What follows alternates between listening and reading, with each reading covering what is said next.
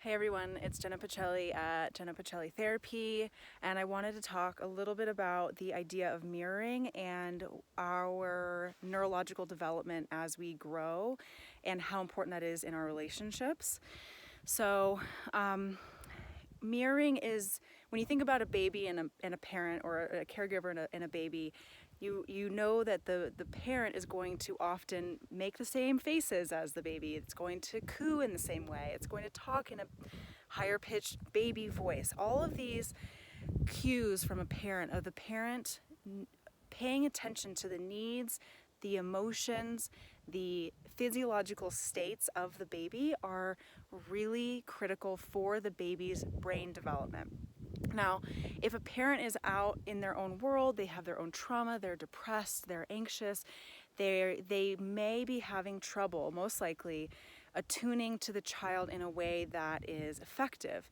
And this can then create wiring in the brain that tells us my needs don't get met in relationship. Relationships aren't safe. Relationships are about the other person.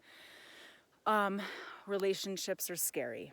And there's a lot of different narratives that we can have about relationships, and or that we unconsciously play out because of the relationship that we had with our parents. So a game that I just played with my young adult, they're all men right now, young adult male clients, they all are quite wise and mature and are also needing to work on how they approach relationships. And a game that we played is like you mime with each other, and the one person is the lead and the other person follows, and they have to mirror and match you. And notice the tracking the sensation, tracking any kind of activation that happens. Does it feel good to be seen? Does it feel bad? Does it feel neutral?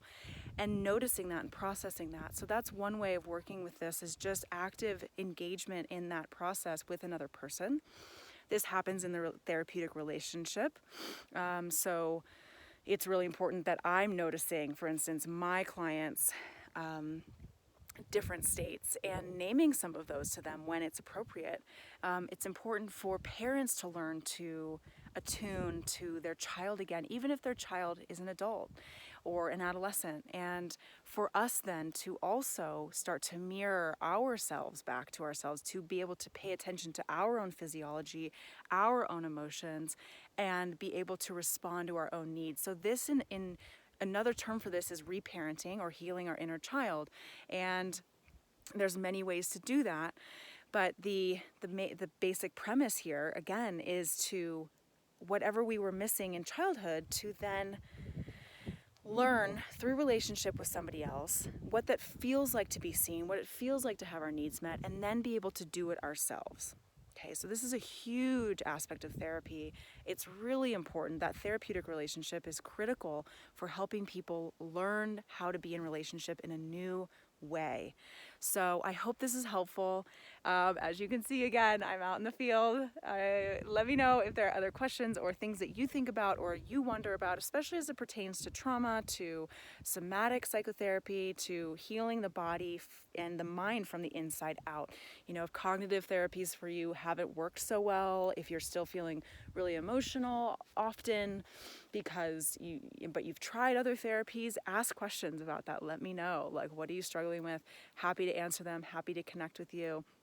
And I hope you have a wonderful day. Bye.